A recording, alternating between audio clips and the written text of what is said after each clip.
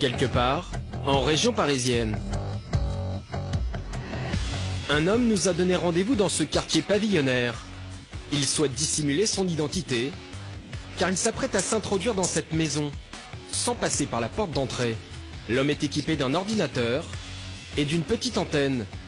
Il s'agit d'un hacker, un génie de l'informatique. Avec cette antenne-là, on va pouvoir capter des réseaux Wi-Fi à très longue portée, grâce à sa puissance. On va avoir 100 mètres, 200 mètres de portée. C'est tellement puissant que normalement c'est interdit à l'utilisation en France. Comme des millions de Français, cette famille possède une connexion Internet. Et c'est précisément ce qui va permettre aux hackers cette effraction numérique. Ça va être la porte d'entrée. Bon, les portes d'entrée sont plus ou moins bien fermées. Voilà, donc là on est connecté au réseau Wi-Fi. Donc il a trouvé 18 machines connectées.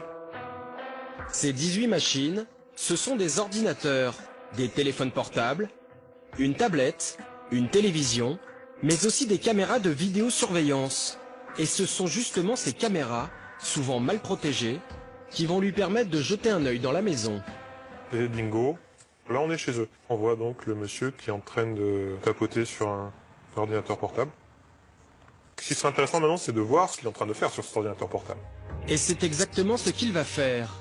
L'homme peut espionner en direct toute l'activité Internet du propriétaire, sites visités, photos téléchargées, mais aussi les achats effectués. En quelques clics, le hacker s'est invité dans l'intimité de cette famille. À l'image, nous découvrons une femme et ses 2 enfants, un garçon et une fille. À distance, l'homme active le son grâce au micro d'un téléphone portable. Désormais, il entend tout.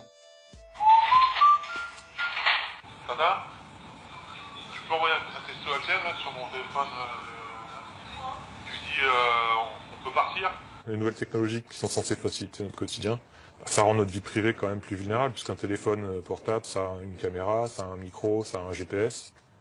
Donc c'est l'espion parfait en fait. Si ce père de famille avait quelque chose à se reprocher, cet espionnage pourrait être dramatique. On pourrait le faire chanter avec ces images-là, on pourrait écouter ou les conversations qu'il a avec sa femme, durant lesquelles il pourrait divulguer des détails importants, etc., etc.